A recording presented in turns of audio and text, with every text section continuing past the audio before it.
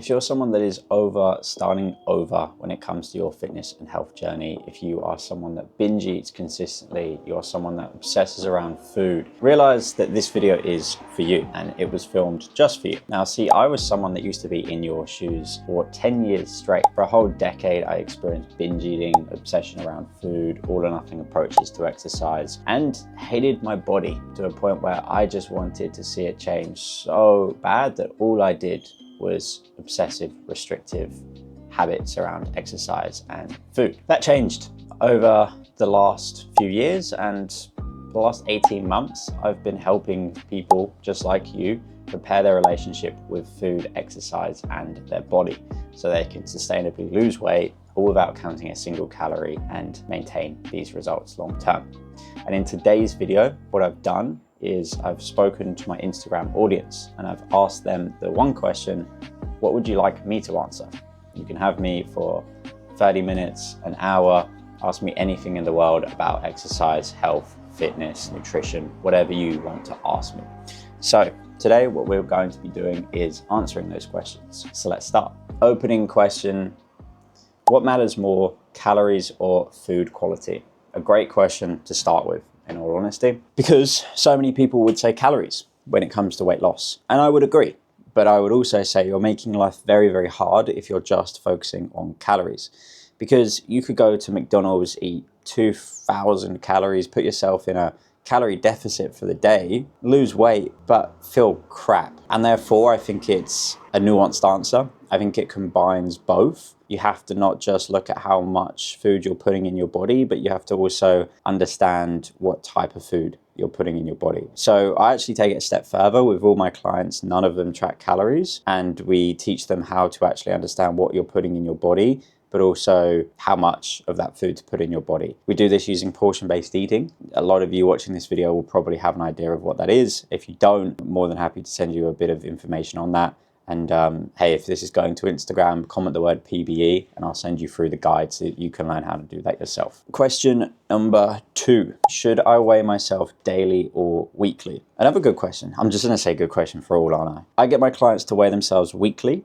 Now, I don't have a strict opinion on this. Some clients, if they don't have a poor relationship with the scale, I allow them to weigh every 2 days or every day if they want to. There are some clients that work with me and they don't even jump on the scale. I've worked with a client for 6 months and we just used progress photos each week. We didn't even jump on the scale, and he still lost a considerable amount of weight in that time just through his progress photos. So the reason I recommend most of my clients to weigh weekly is because they have an all or nothing mindset. They have a mindset which is, hey, oh my God, the scale went up 0.2 grams today.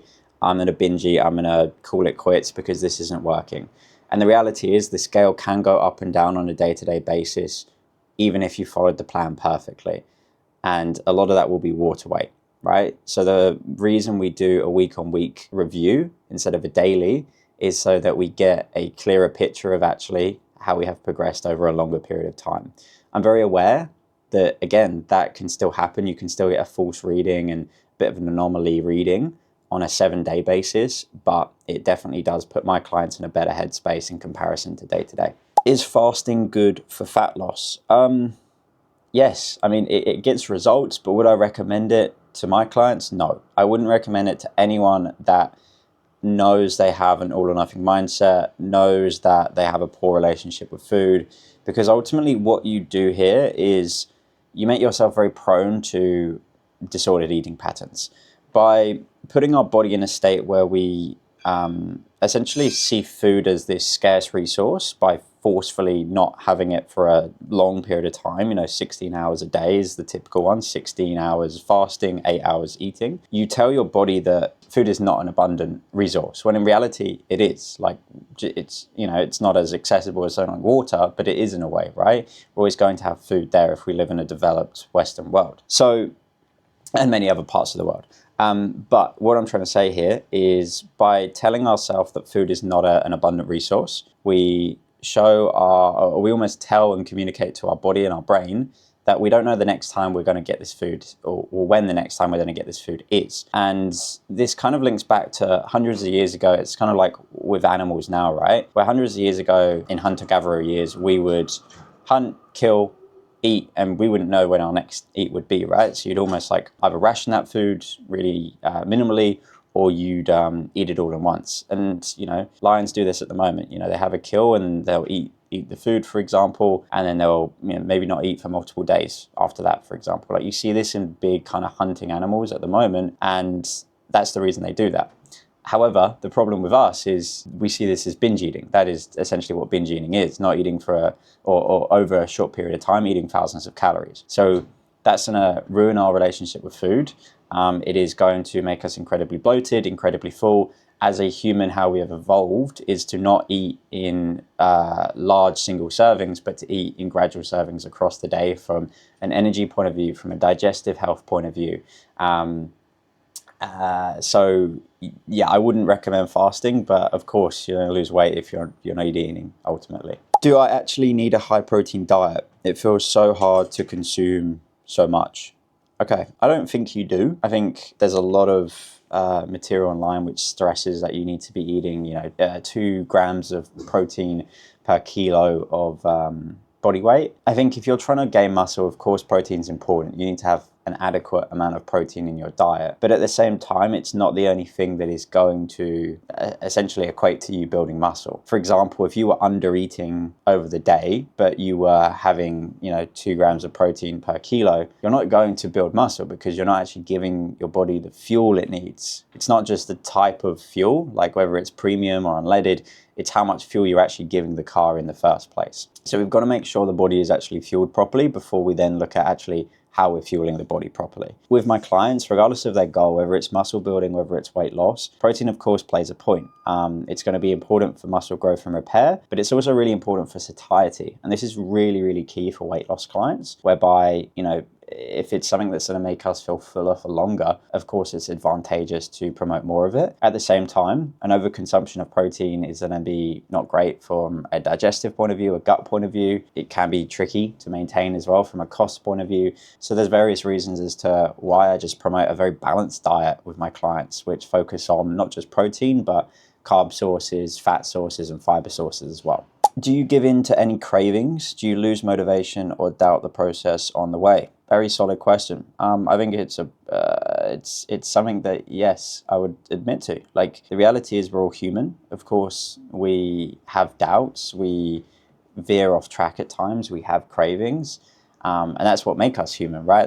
That's why we'll never be replaced by AI, or certain jobs won't anyway. And I think it's important to be honest about that, right? Of course I have cravings, but I always ask myself, well, why am I having this craving? And it's typically because of the way that I have or haven't fueled myself.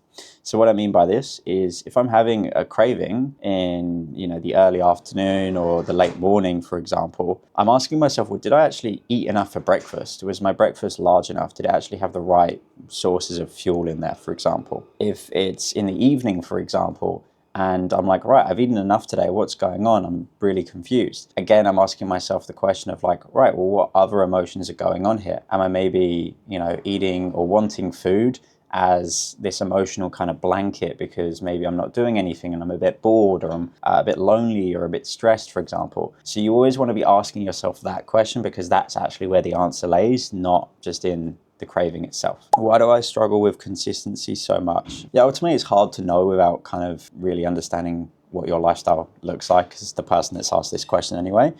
But typically, look, I mean, a lot of the times people think they're the problem, but in reality it's the structure and the systems and the process they're actually trying to follow.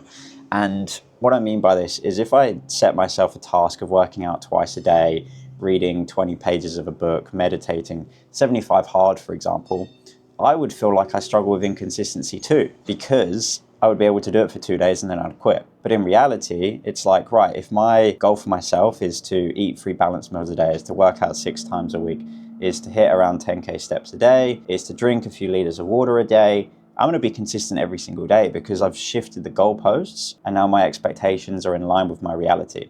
So all we need to simply do is make sure that our reality matches our expectations, but also make sure that these are realistic and they're actually going to move us towards healthier habits. I have a slow metabolism. How do I lose weight? This is something that a lot of my older, more mature followers question me about. And what I want to stress is like your metabolism is something that is impacted by you, right? It's not like we are born with a fast or a slow one. Your metabolism and how many calories you burn over the course of a day is impacted by how active you are, what kind of foods you eat, how much muscle you have in your body, which is all based on the habits and behaviors you've done in the past, right? So of course I'm going to have a faster metabolism than someone who's my age, that doesn't exercise, that eats poorly every day, because I'm doing all this thing which is going to make my metabolism, I'm doing all these habits which are going to make my metabolism faster in itself. So the easiest way to speed up your metabolism is to simply do the healthy habits which naturally speed up your metabolism ultimately. Hopefully that answers that question, but I think it's important that I kind of draw a line in the sand with this whole slow, fast metabolism. I feel lazy because everyone is so disciplined around me and I'm not. How do I overcome this? Ooh, similar to that consistency question that I answered previously. It's hard to give you an answer if I don't really know too much about you. It's tricky, you know. Again, I would say you feel lazy and you feel like you're undisciplined because you are setting yourself up for failure. Like you are saying that you need to do X, Y, Z on a day-to-day basis, when in reality, that's not going to fit your lifestyle. Like I speak to so many corporate office workers with, you know, the only resource they're poor in is time. They've got the status, they've got the money, they've got the job, whatever. They just don't have the time because that's the only resource that we all are on a level playing field with ultimately. And it's something that money can't buy. So they'll come to me and they're like, yeah, I want to do this amount of exercise a week. I want to eat like this. I want to do this. And it's like, well, dude, you're not going to be able to retain that long term. Like even 6 weeks, you're not going to be able to sustain this. So let's actually create a plan and a structure for you that you can maintain for not just 6 weeks, but also 60 years ultimately. So that's what I want to stress is the reason you feel like you're lazy, you're undisciplined, you're not motivated is probably because you're following a kind of structure that isn't actually fit for you. So that's the question you want to ask yourself is like, what's a realistic program that I can follow, a structure that I can follow, and then work from there. What's the best diet for weight loss? I don't really feel like this answer has, or this question has an answer. There is no perfect diet. So the perfect diet is the one that you can follow ultimately. But I should caveat this by saying I don't think anyone should be on a diet in the first place. And what I mean by that is we should just eat for the sake of eating. Like we should just, you know, eat 3 balanced meals. We should eat primarily whole foods. We should have a bit of food freedom and flexibility when we feel like we want to. And that is ultimately the diet. Like why are we calling that a diet? That's just our nutrition strategy. That's the way we eat. That's the way we live, right? At the end of the day. So the best kind of diet is just the one that you can stick to ultimately. But I would say the best quote unquote diet is to not have a diet. How do I start exercising if I'm too unfit to? Ooh, great question. So this is something that you've got to build, right? Like you can't just, if you're 100 plus kilos, for example, and you're saying, I'm going to go to an F45 class and, you know, work hand in hand with the guy next to me who's 70 kilos with a 6-pack, of course, you're not going to be in the same position, right? So it's like, right, how do we gradually build you up? And instead of running a marathon tomorrow or doing a high rocks workout, for example, why don't we just start with you walking for 30 minutes or walking for 60 minutes, for example? If it's, you know, you in the gym, for example, instead of you jumping on the treadmill, doing half an hour of running, why don't we just get you walking and then maybe using some machine-based or cable-based workout equipment, for example, to build some confidence instead of chucking you straight onto the free weights where you feel a bit intimidated, feel like you're comparing yourself to others, and just get you in your own safe space. Once we've built that confidence and we can build some kind of habit and consistency around that, that's when we increase the intensity. That's when we pull up the dial and we then start to, you know, maybe we're having a bit of a jog, for example, if we're trying to work towards this goal of running, for example. We're pairing a jog with some walking, then we're pairing running with some walking, then we're running the entire time. So this is the kind of trajectory where we want to build up slowly instead of just like trying to jump, you know, to the deep end of the pool almost. We almost want to like get to the shallow end, know we can kind of tread water and we can kind of swim in that shallow end, before we then let ourselves, go into the deep end and, feel like we're going to be able to swim and not drown. Do I need to do cardio to lose weight? No. Short answer, you don't. I do think cardio is important to do though. And you don't need to do the classic cardio in the form of running and cycling and swimming and whatnot. But even if you're just moving on your feet often, if you're active, you're walking, you're getting in sunlight every single day, you're getting outdoors, I'd see that as exercise, as cardio ultimately. And this is really important for heart health, cardiovascular health.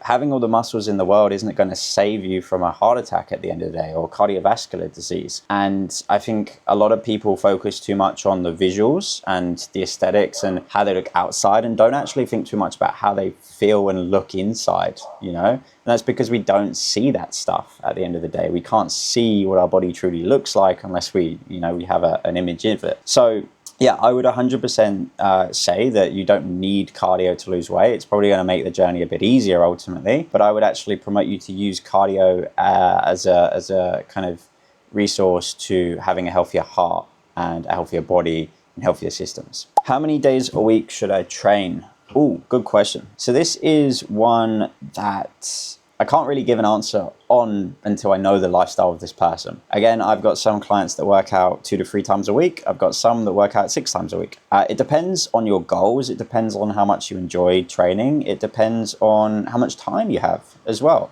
For me, exercise is the most important aspect in my life, right? It is the thing I care about the most. It is the thing I have most happiness doing. It is the thing that if I go a day without, I hate, right? I get anxiety almost over it. So for me, I train 6 times a week and I have a forced rest day on the Sunday, which I kind of call like a recovery day. I do a bit of sauna. But for others, it may be 3 times a week. So all you want to do when it comes to training is you want to make sure that you're hitting each muscle group at least 1 to 2 times a week. 2 times if you want to start building some active muscle, at least 1 time if you want to retain that muscle basically. And make sure that when you are training, you're training with intensity. That's what I'd say. How do I stop caring what people think of me? I avoid the gym and I avoid the beach because of this. Yeah, God, that's one that I can empathize with, particularly the beach aspect, right? It's so tough, right? I look back at my life sometimes and I think, God, I can't believe that I missed out on that opportunity because I was just too scared to go or I didn't feel confident to go. And, that's like seeing my friends for a party all the way to, going on a holiday with them or a beach, for example, or a beach workout. So I think when it comes to you not caring what people think of yourself and doing the thing in itself, it's going to require a lot of work ultimately. It's probably something that is deeper rooted as a problem than just that situation itself. If you struggle with gym anxiety, it's not because just the gym itself. You probably struggle with anxiety in day-to-day life. If you struggle to take your top off at the beach, it's going to extend to you taking your top off, I don't know, maybe in the bedroom with your partner, for example. So what we need to understand is the rationale as to why you're nervous to do this. Where's the missing gap in your confidence, basically? And then again, address that. And again, that is something that is bigger than just you feeling like you can do that thing at the end of the day. I would say here, the best kind of advice that I would have for someone that is struggling with this is exposure and gradual exposure. Again, it's not a dive into the deep end. It is maybe first going into the gym and just spending your time on the mats, doing some stretching, doing some home beginner bodyweight exercises, for example, but at the gym to get that exposure. Then it's maybe using some machines and some cables, for example, exercises that are going to be safer, they're going to be easier, they're going to be less daunting. And then again, ramping up so that one day you're using your free weights, for example. But this could be a 3, a 6, a 12-month journey. For some of my clients, they're still not at that stage and they've been with me for 12 months. So it's all individual and I wouldn't put too much pressure on yourself, but just know that you doing the little exposures is going to get you to the end scary, daunting goal of lifting the weights in a crowded gym or being on a beach and taking off your shirt like no one cares and no one's there. So it's going to require little exposures, but it is going to be what you need to do in order to actually get to that end goal. So many questions. Will I be happy and confident after I lose weight? Is it the only thing stopping me? this is something that actually came up very recently with a client of mine. They'd lost 30 kilos in the last year. And I said to them, I was like, how do you feel? Like, how's your life different? And they were like, I thought it would give me more. And I was really surprised by that. I was like, what do you mean? And they were like, well, I just thought that when I lost the weight, like all the confidence would come and I would be happy and it would just be this magical like opening. And I was like, well, why does it not feel like that for you? And they were just like, well, the reality is like, you know, the confidence struggles that I may have dealt with, you know, maybe I can now feel a bit more confident in clothes and walking around and whilst engaging with others, for example. Like, again, these are deeper rooted, more emotional, more psychological aspects. And yes, like being in a fitter, healthier body is definitely going to have its rewards, and it's definitely going to have those like surface level wins in comparison to not. It's not going to fix everything. And that's why I think it's so important to look at this journey as not just one which is like, hey, achieve the body of your dreams and boom, everything else fixes. It's got to be, how do we actually make sure that we tackle everything holistically? Your relationship with food, your relationship with exercise, your relationship with your body, so that, again, when you're going through this journey, it is not just, you know, you get to the end, you achieve your weight loss goal, and then you almost get a bit sad because you're just like, well, crap, nothing actually really changed. You know, things have improved, but I still feel the same. So that's what I'd say is the really important thing to be thinking about is like, do I actually think this is, you know, if I just put myself in a body tomorrow where I'm flat stomached or have a six pack, for example, does that change everything, or is it more deeper than that? And is it related to my nutrition? Is it related to how I think about food on a day-to-day basis? Is it how I see myself in the mirror, etc.? How do I stop hating how I look? How do I stop hating how I look? Ooh, okay. I mean, I've got two bits of advice. One is a practical piece of advice, and one is like a deeper rooted one, right? Like, the reality is like, whatever shape you're in, the grass will always be greener. And this is always the case, regardless of what it is: a relationship, a job, you know, a body, your hair. Like, I sometimes wish I had curly hair, and then I love my straight hair. So the way that you stop hating how you look is you just stop judging yourself and comparing yourself, and you just love yourself unconditionally, regardless of what shape you're in. Now, I feel like it's very easy to say that as someone that is now in a really good shape, right? And of course, like, by societal norms and measures of like, has a, you know, a really attractive physique. And it would be much harder for me to say this if I didn't, you know, feel confident in my own body. But I think it's two-parted, right? One, you've got to be totally in love with yourself and your body, regardless of what it looks like. But also, I feel like if you feel like in your heart of hearts and your gut that you're almost like lying to yourself when you're saying that, then there is some work that you can do ultimately. And, you know, just be on that path. Like, it doesn't need to be tomorrow that you achieve that result, but just be on that path of kind of getting to that goal. Because if you say to yourself, hey, I'm trying to love myself unconditionally, and I'm maybe not there yet, but I know I'm on the right path, you're, again, showing to your brain and your body that you are doing the right things, and you're trusting yourself over time as a result of that. How do I stop comparing myself to others who are fitter than me? Yeah, this is very similar to that kind of past question. Comparison is the thief of joy, ultimately. And the worst thing that you can do is judge your success against others. So ask yourself the question of like how I'm doing, for sure, and like audit yourself and analyze yourself, but do it against you. Like, why does it matter what anyone else is doing, right? And if we all lived like that, the only person that would be happy is the 1%, the person that is at the very top of the game. Literally, if I and the rest of the world only measured themselves via success in a monetary terms, the only person that would be happy is Elon Musk, because everyone else is below him in terms of what they are worth. And therefore, you know, they're judging and comparing themselves to him. So I think the best thing that you can do is just ask yourself, hey, was I better than I was yesterday? Was I better than I was last week? What about last month? What about last year? And if you feel like you can say yes to those questions and you're on the right path, you're growing. And that's all you've got to do, is just continue being on the right path and continue growing. How do I stop sugar cravings? How do I stop sugar cravings? So with this, it is not as like direct as me giving you like one piece of advice that's just going to magically fix it. It's probably something you're doing in your day-to-day diet at the moment that's causing you to have elevated sugar cravings. Maybe you're relying on a lot of processed food. Maybe you're skipping meals, for example. maybe you're actually giving your body a lot of sugar and quick dopamine hits. Your body's actually craving them more so. It's very hard to give you like a quick answer here without really knowing a bit more, but ultimately a lot of the times when we are having cravings for quick hits of dopamine like sugar, it's because we're not fueling our body correctly, whether that's quality of food or quantity of food.